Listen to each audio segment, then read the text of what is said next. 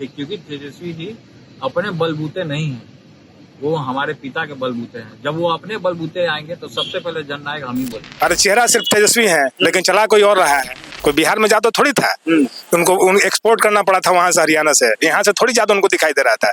खाली जादव का वोट चाहिए, लेकिन यहाँ से किसी जादव को कहीं भेजेंगे नहीं।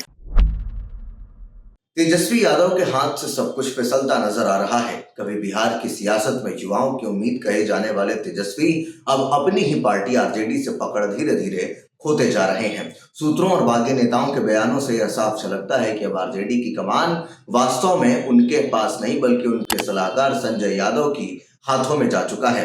कहा जा रहा है कि बिहार चुनाव 2025 में टिकट वितरण से लेकर रणनीति तक जो सब बड़े फैसले हैं वो संजय यादव ही ले रहे हैं। इस बीच पार्टी के अंदर से उठी आवाजों ने माहौल को और गरमा दिया है।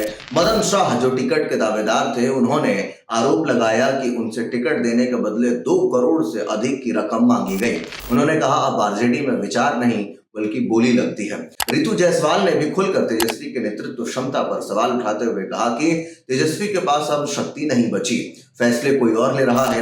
उधर तेज प्रताप ने भी भाई अपने तेजस्वी पर एक बड़ा आरोप लगाते हुए कहा कि वो सिर्फ लालू यादव के बेटे हैं, वरना उनको कोई पूछने वाला नहीं है।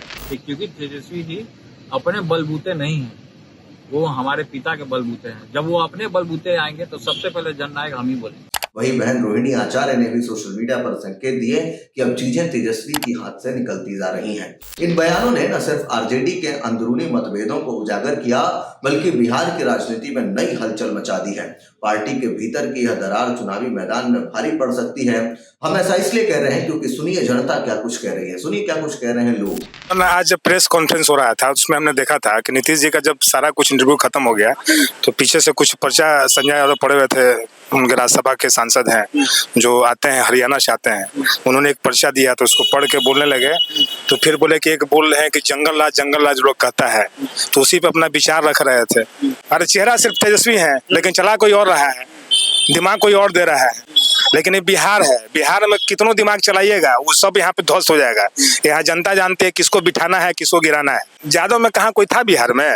कोई बिहार में जादव थोड़ी था, उनको एक्सपोर्ट करना पड़ा था वहां से, हरियाणा से। यहाँ से थोड़ी जादव उनको दिखाई दे रहा था। खाली जादव का वोट चाहिए, लेकिन यहाँ से किसी जादव को कहीं भेजेंगे नहीं, यही तो इनका सिद्धांत है। लेकिन कहते हैं कि हम जादव के नेता हैं।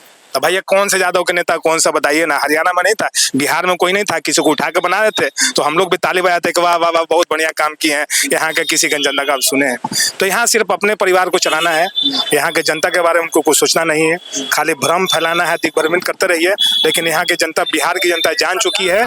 सुना आपने, लोग लगातार जो है वो तेजस्वी को घेरते नजर आ रहे हैं, साफ स्पष्ट तरीके से कह रहे हैं कि लोग जो है वो कहीं ना कहीं बेवकूफ नहीं है, वो जानते हैं कि आरजेडी को कौन चला रहा है। तेजस्वी जो है वो उनके हाथ में पार्टी की कमान कितनी है, क्या वो सिर्फ स्टार प्रचारक की भूमिका में रह गए हैं और बाकी जो तमाम खोज है, जो तमाम जो डेटा है, तमाम आंकड़े हैं, तमाम जो कार्यवाही है वो संजय यादव ले रहे हैं। आप क्या कुछ सोचते हैं इस पूरे चीज को लेकर के? कमेंट बॉक्स में अपनी राय जरूर दें। तब तक के लिए देखते रहिए ओपिनियन बिहार। धन्यवाद।